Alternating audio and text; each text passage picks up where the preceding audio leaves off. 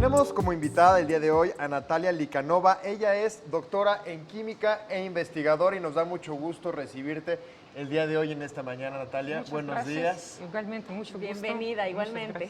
Oye, para que nos cuentes, nos platiques y nos compartas aquellos personajes que pues hicieron historia, que han hecho historia y que han sido parte pues fundamental para el avance de la ciencia y no nada más dentro de Rusia como tal. Estos aportes se han hecho para toda la humanidad, por lo tanto han fungido un papel muy importante estos científicos en la historia de los seres humanos.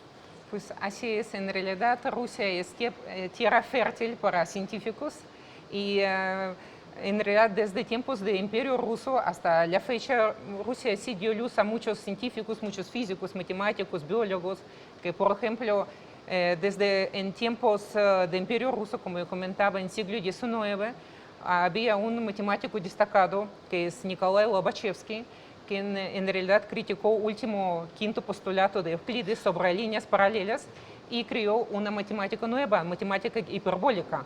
También era no nada más el famoso matemático, sino también un rector destacado de la Universidad de Kazán, es una universidad provincial, y en aquellos momentos pidió fortalecer cátedra de química, pero pidió a su amigo, que era físico, no era químico, a Nikolai Zinin, quien no sabía nada de química, pero no podía negar la petición de su amigo y comentó que bien, que va a intentar, tomó con toda seriedad y así nació un grande químico ruso, Nikolai Zinin, quien hizo descubrimiento de reacción de Zinin, quien hizo, por cierto, producción industrial de nitroglicerina. Wow, Era amigo de Nobel, por cierto. Pero también fortaleció cátedra que después dio muchísimos químicos famosos a nivel mundial. Sí. Pero obviamente más famoso, que no trabajaba en la Universidad de Kazán, pero uno de los más famosos es Dmitry Ivanovich Mendeleev, quien todo el mundo lo conoce por tabla periódica de elementos. Sin embargo, no nada más hizo este descubrimiento, porque él trabajaba sobre isomorfismo, donde hacía relación entre estructura cristalina con propiedades de los compuestos químicos. Hizo un dispositivo que es picnómetro para medir densidad de los líquidos.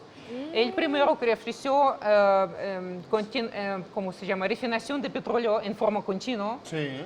También fue un ruso. También era todo Mendeleev. Sí, era mismo.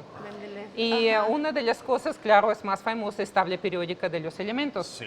Pero también una de las cosas destacadas que él hizo, trabajó con gases y, por ejemplo, hizo una ecuación de gases ideales que ahorita conocen como Clapeyron-Mendeleev, y también encontró temperatura y ebullición crítica de los líquidos. Sí. Wow, o sea que Rusia sí es mucho, o sea, a lo mejor otros países tenemos como ciertas características. En Rusia, ¿por qué es tanto el que se den tantos investigadores? ¿Se apoya mucho a nivel gubernamental la investigación para que entonces se puedan dedicar a ser científicos? Bien, en tiempos, yo no puedo hablar del Imperio Ruso, pero en tiempos soviéticos sí había mucho apoyo a investigadores, había programas desde escuelas, desde los niños chiquitos, que se llamaba búsqueda de talentos. Wow. Entonces, hacían olimpiadas en escuelas provinciales, y cuando un niño destacaba, podía solucionar asuntos de matemática, de química, de física. Muchas veces lo llevaban a Moscú como en unos internados, en una escuela de apoyo científico.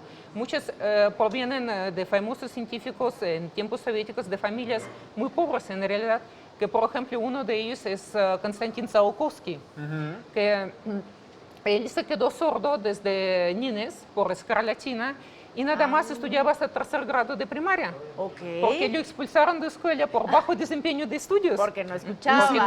Claro. Es increíble. Pero así pasan cosas. Sin embargo, esta persona muy autodidacta y se decidió continuar estudios y finalmente con pequeño apoyo de su familia, porque tampoco su familia no tenía dinero, se mudó a Moscú y como él mismo escribía, en aquellos tiempos vivía con pan y agua. Porque cada tercer día pasaba a panadería para comprar un pan negro por 9 centavos en aquellos momentos y con esto sobrevivía 3 días. Sin embargo, en 3 años él dominó por completo estudios de escuela y gran parte de estudios de universidad. Y finalmente trabajó como un maestro en una ciudad provincial rusa. En Sí. tiempos libres hacía sus estudios de investigación y al final de la vida dejó más de 400 trabajos científicos. Es fundador de cosmonáutica actual porque él justamente calculó, hizo teoría de cohetes y calculó justamente vuelo de cohetes y de actual nave espacial. Vamos a decir, es fundador de aquellos momentos. Obviamente Rusia tenía muchos destacados médicos, como por ejemplo Sklifosovsky, Nikolai Sklifosovsky, como Ilya Mechnikov, que era premio Nobel de ¿Y medicina. mujeres como tú? ¿Cuántas mujeres también hay? Por ejemplo, Sofía Kovalevskaya, una mujer matemática que también del siglo XIX, es primera mujer en el mundo quien obtuvo grado de profesora universitaria. Ah, mira Muy nada bien. más. La verdad. ¿Cuántas personas, cuántos personajes han salido de Rusia que han aportado grandes cosas para todos? Te agradecemos muchísimo, Natalia. Sí, que muchas hayas estado gracias con por nosotros. invitarme y compartir sobre Rusia con ustedes. Claro que sí, siempre es maravilloso saber de más investigadores, de todo lo que se está aportando de tu cultura y sentir también un gran orgullo. Gracias Muchas y que gracias. tengas excelente Muchas día. gracias.